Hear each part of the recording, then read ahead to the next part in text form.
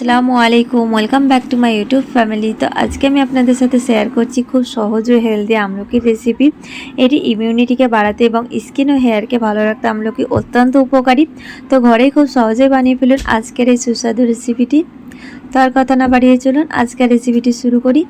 তো প্রথমত আমি এখানে নিয়ে নিয়েছি আমলকি। তো এখানে আমি আধা কিলো আমলকি নিয়েছি। এটাকে আমি খুব ভালোভাবে ধুয়ে নিয়েছি। আর এর মধ্যে দিয়ে দেবো কাঁচা লঙ্কা। তো এখানে 5 থেকে 7টা আমি কাঁচা লঙ্কা নিয়ে নিয়েছি। আমলকিগুলো খুব ভালোভাবে সেদ্ধ করে নেব। তো গ্যাস অন করে আমি প্যানের মধ্যে দিয়ে দিয়েছি 2 গ্লাস জল। জলের মধ্যে দিয়ে দেব লবণ আর হলুদ। তো এখানে আমি 1 টিস্পুন লবণ আর 1 টিস্পুন আমি এখানে হলুদের গুঁড়ো দিয়ে দিয়েছি। এবার জলটাকে আমি খুব ভালোভাবে ফুটিয়ে নেব। তো এখানে আমার জলটাও খুব ভালোভাবে হিট হয়ে গেছে। এখন এর মধ্যে দিয়ে দিচ্ছি আমলকি। তো 1-2 করে আমি সব আমলকিগুলো এর মধ্যে দিয়ে দিলাম। তো এখানে আমি আধা কিলো আমলকি নিয়েছি। এবার এটাকে আমি যতক্ষণ না সিদ্ধ হচ্ছে খুব ভালোভাবে সিদ্ধ করে নেব। তো এখানে আমি একটা চেক করে দেখব আমার আমলকিগুলো সেদ্ধ হয়েছে কি না। তো এখানে আমার আমলকিগুলো সেদ্ধ হয়ে গেছে। এটাকে এবার আমি ঝুড়িতে ট্রান্সফার করে নিয়েছি। তো এবার একটু এটাকে ঠান্ডা হতে দেবো। তো এখানে আমার দেখতে পাচ্ছেন ঠান্ডা হয়ে গেছে। এখন এর মধ্যে আমি যে বীজটা থাকে সেগুলোকে আমি বের করে নেব। তো সব মুখগুলো আমি ফাটিয়ে এখানে এর মধ্যে থেকে বীজগুলো বের করে নিয়েছি। তো এখন দেখতে পাচ্ছেন আমার আমলকিগুলো খুব সুন্দরভাবে ছাড়ানো হয়ে গেছে। আর এখানে এতগুলো বীজ বেরিয়ে গেছে। এর মধ্যে দিয়ে দিলাম লঙ্কা। তো এখানে আমি লঙ্কাটা কেটে আমি নিয়েছি। তো এখানে 5 থেকে 6 পিস লঙ্কা দিয়ে দিয়েছি। এখন বানিয়ে নেব গুঁড়ো মশলা। তো তার জন্য কিছু গোটা মশলাকে আমি ফ্রাই করে নেব। তো গ্যাসের উপর প্যান চাপিয়ে এর মধ্যে দিয়ে দিচ্ছি 2টো শুকনো লঙ্কা, 2 টেবিল স্পুন সফ, 2 টেবিল স্পুন জিরা, 2 table spoon black pepper, 2 table spoon ধনিয়া আর দিয়ে দিচ্ছি 1 টেবিল স্পুন মেথি।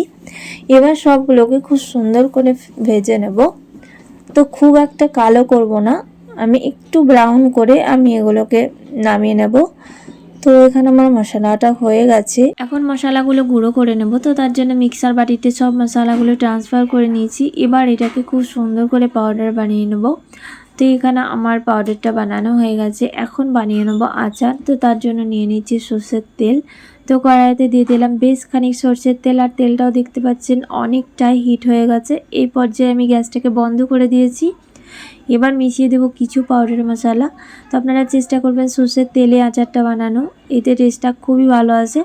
তো এখানে দিয়ে দিলাম 2 টেবিল স্পুন হলুদের গুঁড়ো, 2 টেবিল স্পুন লঙ্কার গুঁড়ো আর দিয়ে দিচ্ছি এখানে 2 টেবিল স্পুন লবণ আর দিয়ে দেবো এখানে গুড়। তো এখানে আমি 250 গ্রাম গুড় দিয়েছি। আপনারা যদি চান মিষ্টি আচার খেতে তো আপনারা গুড়টা মেশাবেন, না তো স্কিপ করতে পারেন। তো এখানে আমি 250 গ্রাম গুড়কে দিয়ে খুব ভালো করে মেল্ট করে নিয়েছি। এখন এর মধ্যে দিয়ে দিচ্ছি আমলকিগুলো। তো এখানে আমি সব আমলকিগুলো মিশিয়ে দিয়েছি।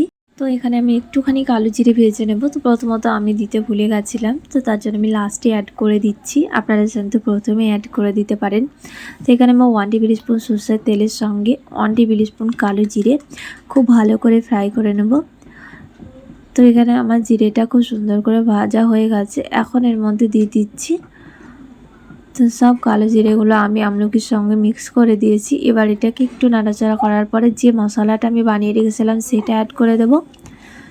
তো এখানে আমি পুরো মশলাটা অ্যাড করে দিয়েছি। এবার এটাকে আমি খুব সুন্দর করে মাখিয়ে নেব।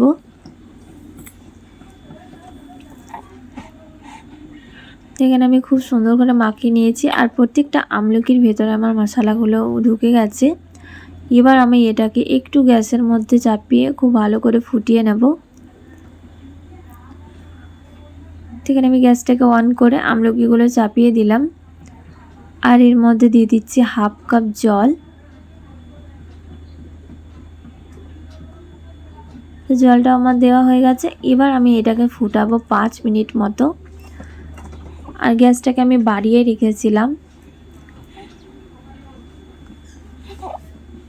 তো এখানে দেখতে পাচ্ছেন 5 মিনিট পর আমার খুব সুন্দর করে আমলকিগুলো ফুটে উঠেছে। এবার একটু নাড়াচাড়া করে আমি গ্যাসটাকে বন্ধ করে রেখে দেব।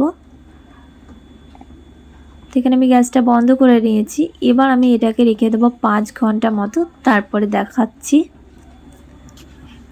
তো এখানে আমার 5 ঘন্টা হয়ে গেছে। তো এটাকে এবার আমি একটু কাচের বাটিতে রেখে দেবো, কারণ কি আমি 1 ঘন্টা মতো এটাকে রোদে দিয়ে তারপরে আমি বয়ামের মধ্যে ভরে নেব। তো এখানে আমি সব আচারগুলো ট্রান্সফার করে নিয়েছি। তো আমার সুপার টেস্টি আমলকির রেসিপি আপনাদের কেমন লেগেছে প্লিজ লাইক, কমেন্ট আর শেয়ার করুন। আর যারা নতুন আছেন তো চ্যানেলকে অবশ্যই সাবস্ক্রাইব করে দেবেন, আর কমেন্টে এটা বলবেন যে আপনাদের নেক্সট রেসিপি কী লাগবে। তো আজকের মতো বাই, টাটা, আল্লাহ হাফেজ।